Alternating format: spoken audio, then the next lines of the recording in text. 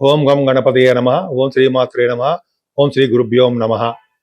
ఇప్పుడు మనం 12th April నుండి అంటే 2026 18th ఏప్రిల్ 2026 ఈ వారం రోజులు కూడా 12 రాశుల వారికి ఏ విధంగా ఉండబోతుంది, గ్రహాలు ఏ ఫలితాలు ఇవ్వబోతున్నారో ఇప్పుడు మనం తెలుసుకుందాం. తులారాశి వారికి సంపూర్ణమైన గురుదృష్టిల వల్ల ఆరోగ్య భద్రత ఎక్కువ, భయపడవలసిన అవసరం లేదు. సంపూర్ణ ఆరోగ్యవంతులుగా ఉంటారు. అలాగే తెలివిగలవారుగా ఉంటారు, యాక్టివ్గా ఉంటారు, ప్రయాణాలు చేస్తూ ఉంటారు, తీర్థయాత్రలు దైవ దర్శనాలు చేసుకుంటూ సంపూర్ణంగా బాగుంటారు. ధనం విషయంలో ఎటువంటి ఆటంకాలు ఉండవండి.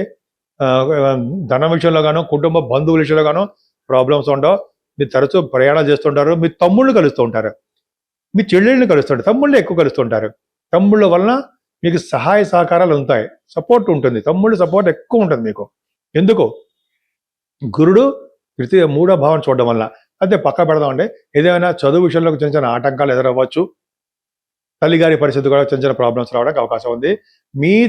మీ కుటుంబ సభ్యుల్లో మీ పిల్లలు ఉంటారు సరే, ఆ పిల్లలకి చిన్న చిన్న ప్రాబ్లమ్స్ వస్తాయండి. కానీ రాహు ఉన్నప్పటికీ కూడా గురుదృష్టి ఉంది కాబట్టి ఆడపిల్లలు కలుగుతారు. మీకు ఆడ సంతానం అంటారు, మగపిల్లలు కూడా ఉండడానికి అవకాశం ఉంది. సంతానం వలన చిన్న చిన్న ఇబ్బందులు ఏర్పడ్డప్పటికీ సక్సెస్ అవుతారు. స్టాక్ మార్కెట్లో కూడా మీరు బాగా కలిసి రావడానికి అవకాశం ఉంది. 6వ భావంలో శని కుజ రవి బుధులున్నారండి. అది ఒక దోషమే. అంటే శత్రువుల వలన, లా రిలేటెడ్ కోర్టు వలన కొన్ని ప్రాబ్లమ్స్ మీరు రావడానికి అవకాశం ఉంది. కానీ అంతిమంగా మీకు విజయం సాధిస్తారు. శని కుజులు 6వ భావంలో ఉన్న రవి, శని, కుజులు 6వ భావంలో విజయం చేయించడానికి, సక్సెస్ ఇవ్వడానికి ముగ్గురు చాలు. కాబట్టి మీకు గవర్నమెంట్ సంబంధించిన ఉద్యోగాలు ఉన్నా, ట్రై చేస్తున్నా ఆడవాళ్ళకి చెప్తున్నానండి, ఉద్యోగాలు ట్రై చేస్తున్నా వాళ్ళకి ఉద్యోగాలు వస్తాయి. రాజకీయ రంగంలో పదవులు వస్తాయి. సక్సెస్ రేట్ ఎక్కువ ఉంటుంది. మీకు సేవకాజనం ఉండడానికి అవకాశాలు ఎక్కువ ఉన్నాయి.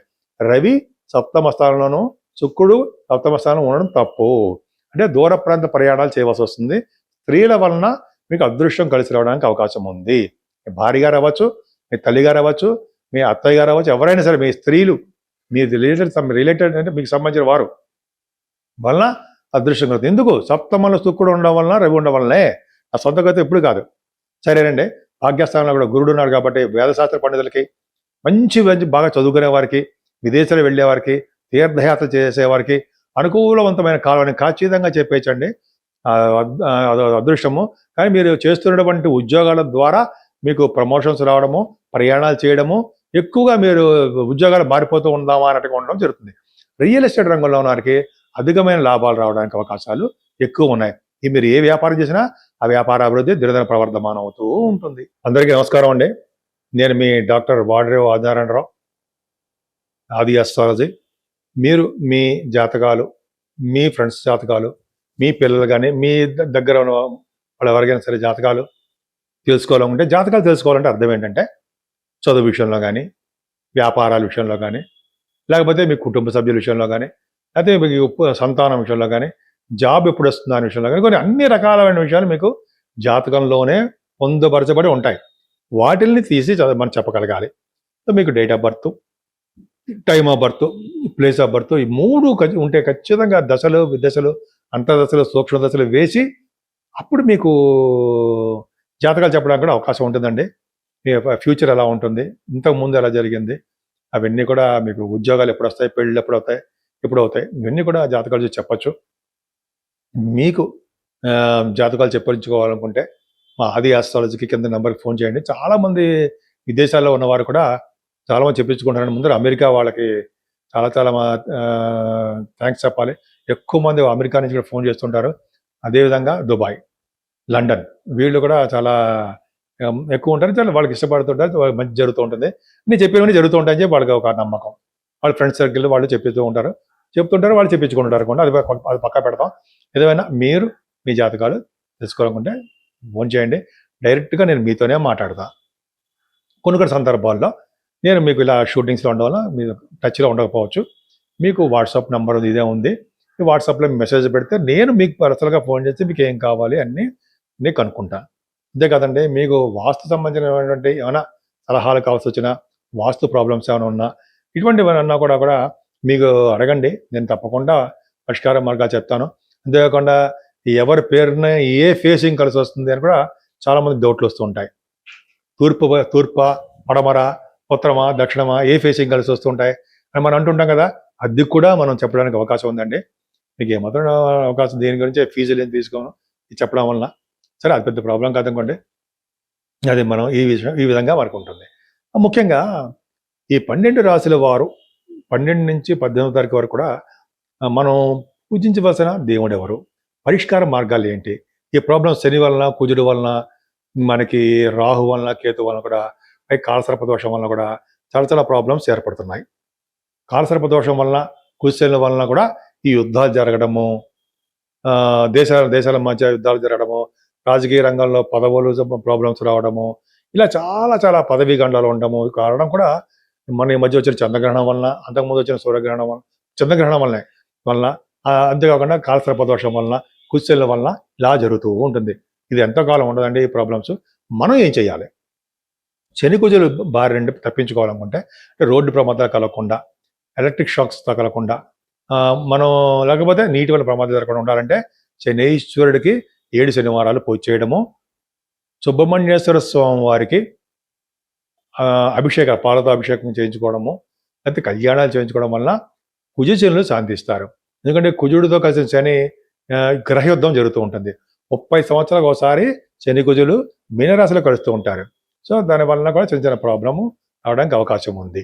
సో ఈ విధంగా చిన్న చిన్న ప్రాబ్లమ్స్ వస్తాయండి. తర్వాత కూడా మళ్ళీ కలుస్తారు శని కుజులు మళ్ళీ నెక్స్ట్ దీంట్లో. ఏదేమైనా మీరు ఇబ్బంది పడకుండా దేవుడి యొక్క దర్శనం చేసుకోవడము, సుబ్రహ్మణ్య సమారాధన చేసుకోవడం జరుగుతుంది. అందులో ముఖ్యంగా మనకి 18వ తారీఖు నుంచి వైశాఖ మాసం వస్తుందండి. వైశాఖ మాసంలో కూడా చాలా దానాలు చేస్తే చాలా చాలా మంచిది అంటుంటాం.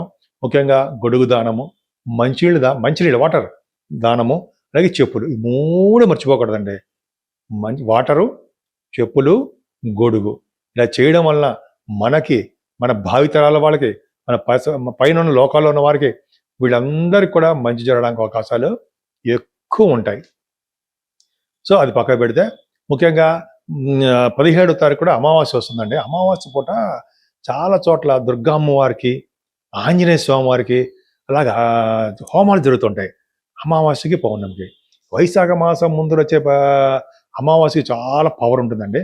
ఒక్కసారి మీరు దేవాలయాలు సందర్శించి అక్కడ ఏదైనా పూజలు చేస్తున్నా, చండీ హోమాలు చేస్తున్నా తప్పకుండా మీ పేరు ఇచ్చేసి, మీ కుటుంబ సభ్యుల పేరు చెప్పేసి చేయించేసుకోండి. అద్భుతమైన ఫలితాలు.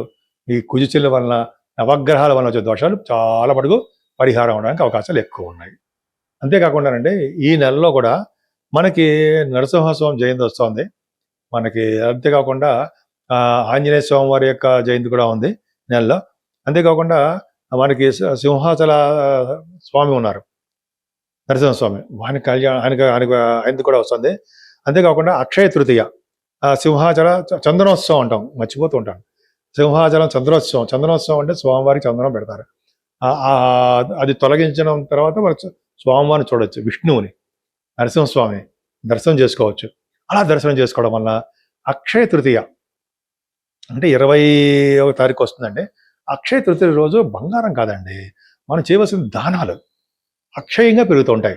ఏ దానం చేసినా సరే, బట్టలు కానీ, మంచినీళ్ళు కానీ, నేను చెప్పినట్టు గొడుగు కానీ, పాదరక్షలు కానీ, ఒక సద్బ్రాహ్మణి పిలిచి భోజనం పెట్టడం కానీ అలాగా చేస్తూ ఉంటే అబ్బో దానివల్ల వచ్చే ఫలితాలు అంతా ఇంత కాదు, అక్షయంగా మనకి వస్తూనే ఉంటాయి, పుణ్యం వస్తూ ఉంటుంది. సో ఈ విధంగా మన చేసే పుణ్యం మన భావితరాలు, మన తర్వాత వాళ్ళకి కూడా అద్భుత యోగం కలగడానికి అవకాశం ఉంది. కాబట్టి మీకు తోచిన దేవుణ్ణి పూజించడం, అంతేకాకుండా మంచి మంచి దానం అనేది మర్చిపోకూడదు. చేయడం వల్ల సకల శుభాలు కలగడానికి అవకాశాలు ఎక్కువ ఉన్నాయి.